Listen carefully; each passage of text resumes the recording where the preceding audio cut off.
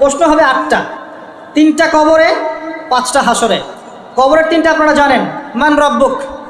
যদি কেউ দুনিয়াতে আল্লাহর সাথে শিরিক করে থাকে সে উত্তর দিতে পারবে না, যদি তওবা না করে মারা যায়। মা দীনুক, যদি ইসলামকে ঠাট্টা হাসি তামাশার ছলে গ্রহণ করে তাহলে এই প্রশ্নের উত্তর দিতে পারবে না। মান নবিয়ুক, নবীর সুন্নাহ মতো না চললে এই উত্তর দিতে পারবে না। এরপরে হাসরের মাঠে গিয়ে প্রথম প্রশ্ন, তোমার সারা জীবন কোন কাজে ব্যয় করেছো? যদি সারাটা জীবন আমরা কোরআন সুন্নাহ মতো চলি ইনশাআল্লাহ উত্তর দিতে পারবো ইনশাআল্লাহ। দ্বিতীয় প্রশ্ন, সারা যৌবন কোন কাজে ব্যয় করেছো? স্পেশালি যৌবন সম্পর্কে প্রশ্ন। আর এই যৌবনটা আল্লাহর পথে বিলিয়ে দিলে পরে আপনি আরশের ছায়া পাবেন ইনশাআল্লাহ।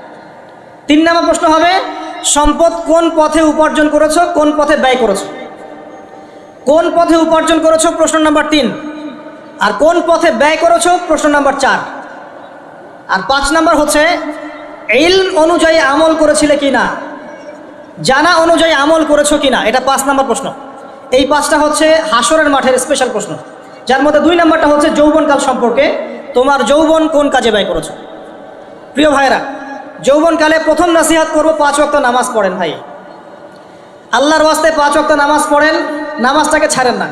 আর যাই করেন নামাজটা ছাড়েন না। নামাজ আপনাকে অন্য সমস্ত পাপ থেকে দূরে রাখবে ইনশাআল্লাহ তাআলা। মহিলাদের নামাজ নাই, ছেলেদের সারা জীবন কিছু ছেলে নামাজ পড়ে না, ছেলেদের নামাজ নাই এমন কোনো হিস্ট্রি পাওয়া যায় না কোরআন সুন্নাহয়। মহিলাদের কিছু কিছু দিন নামাজ নাই এটা দলিল পাওয়া যায়, পুরুষ মানুষের নামাজ নাই এমন দলিল পাওয়া যায় না। কি করবেন? 5 ওয়াক্ত নামাজ জামাতে পড়ার চেষ্টা করবেন, যদি জামাত না পান কমপক্ষে বাসায় পড়বেন। যদি ঘুমিয়ে থাকেন, ঘুম থেকে উঠে দেখলেন নামাজের ওয়াক্ত চলে গেছে, কাজা করবেন। যদি মুসাফির হন তাহলে কসর করবেন। কোন সময় নামাজ বাদ? কোনো সময় নামাজ বাদ নাই। যুদ্ধ হচ্ছে মুসলিমদের সাথে অমুসলিমদের, কথার কথা।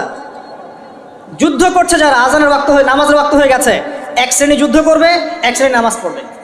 আবার যারা যুদ্ধ করা হয়ে গেছে এরা পিছনে চলে আসবে, আবার নামাজি ব্যক্তিরা সামনে চলে যাবে নামাজ পড়, মাফ নাই কোনো। আপনাকে ধাওয়া করেছে কেউ শত্রুপক্ষ, ইশারায় তখন নামাজ পড়তে হবে। জীবনে নামাজ পড়েন নাই অনেক দিন, আপনি হিসাব করেছেন এত ওয়াক্ত নামাজ আমি পড়ি নাই, পড়তে হবে।